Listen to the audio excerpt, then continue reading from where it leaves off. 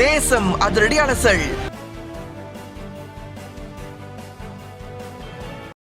மக்கள் மத்தியில் பழகிய சித்தாந்தங்கள் ஈடுபடாது என்பதை உணர்ந்த தலைவர், புதிய சிந்தனை புதிய பாணியில் மக்களை அணுகும் தலைவர், மாயிக்காவில் முத்திரை பதித்த தலைவர், மக்கள் மனதில் குறுகிய காலத்தில் இடம் பிடித்த தலைவர், தான்ஸ்ரீ சா விக்னேஸ்வரன் பாராட்டுக்குரிய தலைவர், தேசம் அரசியல் களம் குணாளன் மணியம்.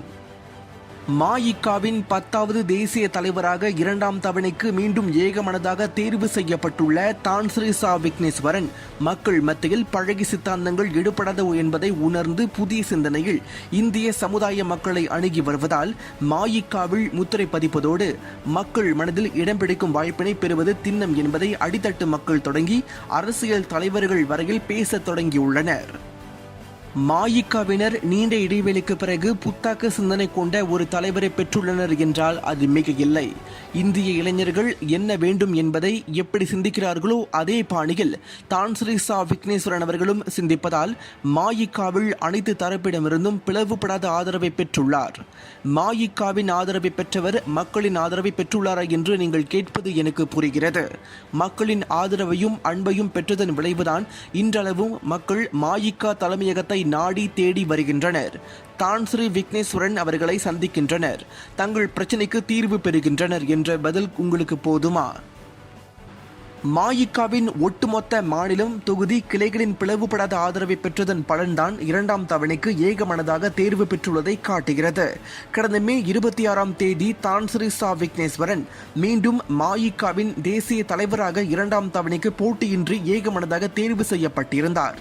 நாட்டில் நடமாட்ட கட்டுப்பாட்டு ஆணை கொண்டு வரப்பட்டுள்ளதால் மாயிக்கா தொகுதி கிளை தலைவர்கள் நேரில் வர முடியாமல் போய்விட்டது. இல்லாவிடில் மாயிக்கா உறுப்பினர்கள் கூட்டம் அலையென திரண்டிருக்கும் நேரில் ஆதரவு தெரிவிக்க.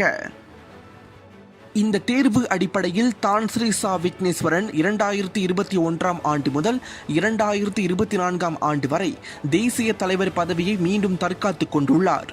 இந்த முறை நடைபெற்ற கட்சி தேர்தலில் 3620 கிளைகள் தான்ஸ்ரீ சா விக்னேஸ்வரன் அவர்களுக்கு பிளவுபடாத ஆதரவினை வழங்கியுள்ளது.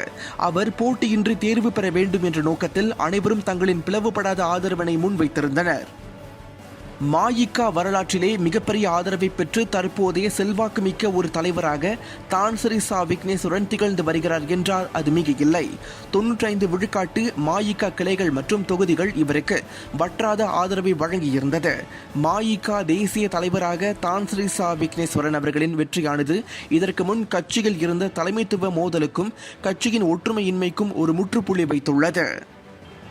மாயிக்காவின் 10வது தேசிய தலைவராக தான்ஸ்ரீ சா விக்னேஸ்வரன் 2018இல் ஏகமனதாக தேர்வு செய்யப்பட்டிருந்தார். மாயிக்காவின் முந்தைய தலைவராக இருந்த டத்தோஸ்ரீ டாக்டர் சுப்பிரமணியம் நாட்டின் 14வது பொதுத் தேர்தலில் மாயிக்கா தோல்வியை தழுவிய நிலையில் தலைவர் பதவிக்கு மீண்டும் போட்டியிடவில்லை. கட்சி தலைவராக யார் வருவார் என்று எதிர்பார்க்கப்பட்ட நிலையில் தனித்து விடப்பட்ட மாயிக்கா எனும் கப்பலை எட்டிப்பிடித்தார் தான்ஸ்ரீ சா விக்னேஸ்வரன். மாயிக்கா தலைமைத்துவ பொறுப்பை ஏற்க முன்வந்த அவருக்கும் ஆதரவு குவிந்தது. கலையிழந்த மாயிக்காவுக்கு புதுத்தெம்பு கிடைத்தது. மாயிக்காவின் 10வது தேசிய தலைவராக தான்ஸ்ரீ சா விக்னேஸ்வரன் ஏகமனதாக தேர்வு செய்யப்பட்டார். கட்சியின் தலைமைத்துவ பதவியில் அமர்ந்த தான்ஸ்ரீ சா விக்னேஸ்வரன் அரசியல் கட்சி தலைவர்களின் கவனத்தை ஈர்த்திருந்தார். அதே நேரத்தில் ஊடகங்களின் பார்வையும் மாயிக்கா மீது விழுந்தது. கட்சியின் தலைமைத்துவ பொறுப்பை ஏற்றவுடன் கட்சியை மறுசீரமைக்கும் நடவடிக்கையில் தீவிரமாக இறங்கினார். கட்சிக்குள்ளேயே இருந்த அணிகளை தகர்த்தெறிந்தார் தான்ஸ்ரீ சா விக்னேஸ்வரன். மாயிக்காவில் தலைமைத்துவ பொறுப்பை ஏற்ற தான்ஸ்ரீ சா விக்னேஸ்வரன் இந்திய சமுதாய மக்கள் நலனில் அக்கறை செலுத்தினார். தலைமைத்துவ பொறுப்பை ஏற்றிருந்த காலகட்டத்தில் மாயிக்கா எதிர்க்கட்சியாக இருந்தது. ஆனாலும் ஆளும் கட்சியாக இருந்த நம்பிக்கை கூட்டணி அரசாங்கத்தின் 4 அமைச்சர்கள் செய்ய வேண்டிய அனைத்து வேலைகளையும் இந்திய சமுதாய மக்களுக்காக மாயிக்கா செய்து வந்துள்ளது. இந்நிலையில் 22 மாதங்களில் ஆட்சியை இழந்த நம்பிக்கை கூட்டணி மக்கள் செல்வாக்கு இழந்தது. மாயிக்கா மீண்டும் ஆளும் கட்சியாக இணைந்தது. நம்பிக்கை கூட்டணி அரசாங்கத்தின் செயல்பாடுகளை உணர்ந்திருந்த மக்கள், குறிப்பாக இந்திய சமுதாய மக்கள், மாயிக்கா தலைவராக 2018இல் பதவியேற்றது முதல் பல சந்தர்ப்பங்களில் மாயிக்கா தான் மக்களுக்கு என்பதை உணர்ந்திருந்தார். மாயிக்காவின் பல நடவடிக்கைகள் மக்களுக்கு ஒரு நம்பிக்கையை ஏற்படுத்தியிருந்தது. மாயிக்காவின் இதர தலைவர்களும் தொண்டர்களும் புது நம்பிக்கையை பெற்றிருந்தனர். கடந்த 12வது பொதுத் தேர்தல் தொடங்கி தோல்வியை சந்தித்து வந்த மஇகா நாட்டின் 14வது பொதுத் தேர்தலில் இந்தியர்களின் ஆதரவை பெருவாரியாக இழந்தது. 85 விழுக்காட்டு இந்தியர்கள் தங்களின் ஆதரவை எதிர்க்கட்சிக்கு வழங்கியதால் 2018 பொதுத் தேர்தலில் மஇகா படுதோல்வியை சந்தித்தது. இந்நிலையில் ஒரு நம்பிக்கை நட்சத்திரமாக களமிறங்கினார் தான்ஸ்ரீ சா விக்னேஸ்வரன். கட்சியின் தலைமைத்துவம் தான்ஸ்ரீ சா விக்னேஸ்வரன் பக்கம் இருப்பதாலோ என்னவோ மஇகா புதிய சுவாசம் கொண்டிருக்கிறது. மஇகாவின் கடந்த கால வரலாற்றுடன் ஒப்பிடுகையில் கட்சியின் ஒற்றுமை இந்த முறை மேலோங்கி இருக்கிறது. மக்கள் ஆதரவையும் திரட்டுவதற்கான நடவடிக்கையில் தான்ஸ்ரீ சா விக்னேஸ்வரன் தலைமைத்துவம் இறங்கிவிட்டது. அடிமட்ட உறுப்பினர்கள் வரையில் இறங்கி வேலை செய்து வருகிறார்கள். ஆகையால் விழுவது எழுவதற்கு என்பதற்கு ஏற்ப நாட்டின் 15வது பொது தேர்தலில் மஇகா மீண்டும் எழுவதற்கு வாய்ப்பு பிரகாசமாக உள்ளது.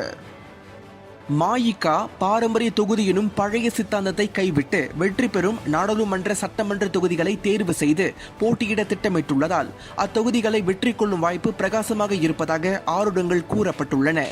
தூரநோக்கு சிந்தனையில் புதிய பாணியில் மஇகா பயணிக்க வேண்டும் என தான்ஸ்ரீ சா விக்னேஸ்வரன் மஇகா தலைவர்களுக்கும் மஇகாவினருக்கும் கோரிக்கை விடுத்துள்ளார். இந்த வேண்டுகோளுக்கு இணங்க பாரம்பரிய தொகுதிகள் எனும் சித்தாந்தத்தை கைவிட்டுவிட்டு கிடைக்கும் தொகுதியில் வெற்றியை நிலைநாட்ட அனைவரும் போராட வேண்டும் என தான்ஸ்ரீ சா விக்னேஸ்வரன் மஇகா தலைவர்களுக்கு அறைகூவல் விடுத்திருந்தார். இந்த முறை மஇகா நாடாளுமன்ற சட்டமன்ற இடங்களை வெற்றி கொள்ளும் என்ற நம்பிக்கையில் இருப்பதற்கு தான்ஸ்ரீ சா விக்னேஸ்வரன் முக்கிய காரணமாக இருக்கிறார். ஆகையால் தான்ஸ்ரீ சா விக்னேஸ்வரன் அவர்களுக்கு ஆதரவு தெரிவிப்பதில் மஇகா உட்பட பலரும் ஒன்றிணைந்துள்ளனர். மலேசிய இந்தியர்களின் நலன் காக்க தான்ஸ்ரீ சா விக்னேஸ்வரன் தலைமையிலான மஇகா மீண்டும் அரசியல் வெற்றிகளை பதிவு செய்யும் என பெரிதும் எதிர்பார்க்கப்படுகிறது.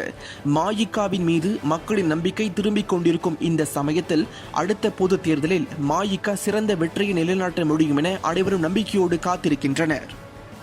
மஇகாவின் உயர்மட்ட தலைவர்கள் மாநிலம், தொகுதி, கிளைகள் தொடங்கி இளைஞர், மகளிர், புத்ரா புத்திரி வரையில் அடிமட்டத்தில் இருந்து அடித்தளம் அமைக்க புறப்பட்டுள்ள தான்ஸ்ரீ சா விக்னேஸ்வரன் இந்திய சமுதாய மக்கள் மனதில் வெற்றி கொடியை நாட்டுவார் என்ற மிகப்பெரிய எதிர்பார்ப்புகளுடன் இலக்கை நோக்கி பயணித்து வருகிறது மஇகா.